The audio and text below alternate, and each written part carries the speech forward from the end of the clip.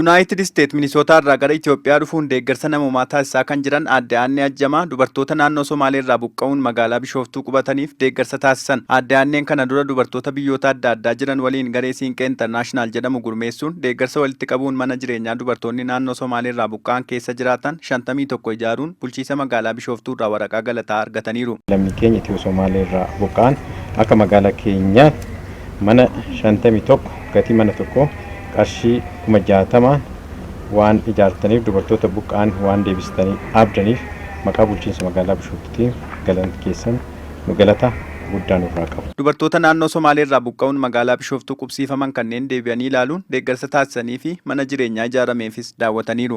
Namoota Somaalee irraa buqqa'anii naannoo kana qubatan kaniin gareen ani keessa ture garee dubartoota Siinqee idila addunyaa kan jedhamu kan Ameerikaatti fi Kaanaadaarraa walitti dhufanii kanaan dura mana ijaaraniif dubartoota 20 sanaafanii dhufee waan reusable pad jedhamu akka moodeesii yeroo dheeraaf itti fayyadamtu jarri kun gawaan baay'een qabanii jireenya haaraa jalqabaa jiru.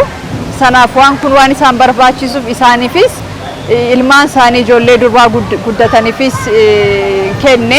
Aadde Aanneen dubartoota kanneeniif deeggarsa taasisuun cinatti jireenya isaanii gaggeeffachuu akka danda'aniif herreega qusannoos bananiifii jiru. Fuulduraafis dhaabbanni tarkaanfii sustainable jedhamu itti fufiinsaan akka isaan gargaaruuf haala mijeessuus ni dubbatu. Gara waggaa tokko walakkaa ta'eera erga gara kanatti dhufanii qubatanii amma tokko hin bariin jiru waan baay'eetu isaan dhibaa jira.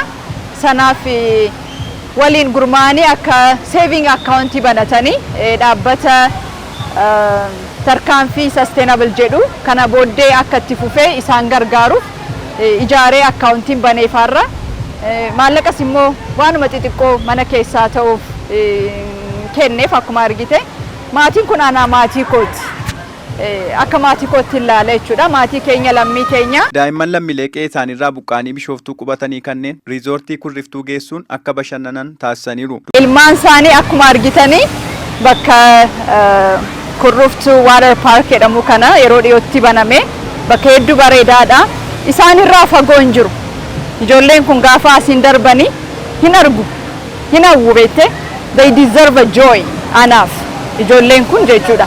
Kanaaf bakka isaan alaa ilaalaa deeman kana mee guyyaa tokkoof dhufanii gammadaniifan asitti fide waanan godhee kanarraa argee akka hamilee godhatuun barbaada. Wanta hin danda'amne hin jiru. Uummanni keenya baay'ee nu barbaada. Rakkoo hedduutu jira. Yoo walitti dhufnee xiqqoodhaan amma kun xiqqoo fakkaachuu danda'a. Garuu ijoollee ammana baay'atan fiddee taphachiistee gammachiistee gaafa deebistu ijoolleen kun waan sammuu isaanii keessatti uumamutu jira si galee lammii qabna fira qabna nama nu yaaduutu jira jedhanii yaadu.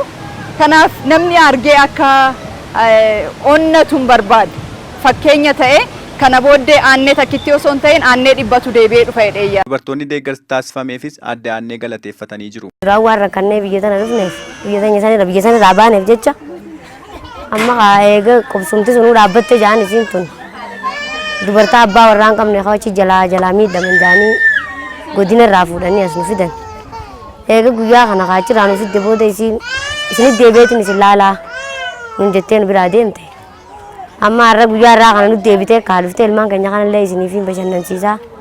Akkanatti anillee gaa obboleeyyan kiyya jettee nu dhufte jechuudha. Fiddee nu qubsiiftee akka nama fi tokkotti dhuftee nu laaltee nu qubsiiftee mana ijaartee nu qubsiiftee amma eega biyya qubsiisan booda dubartii abbaa warraa biran jirreen barbaadeette achirraa nu fidanii nama 20 aanaa 4 irraa nam 5 fuudhanii nu fidanii akkasitti nu qubsiiftee kutte.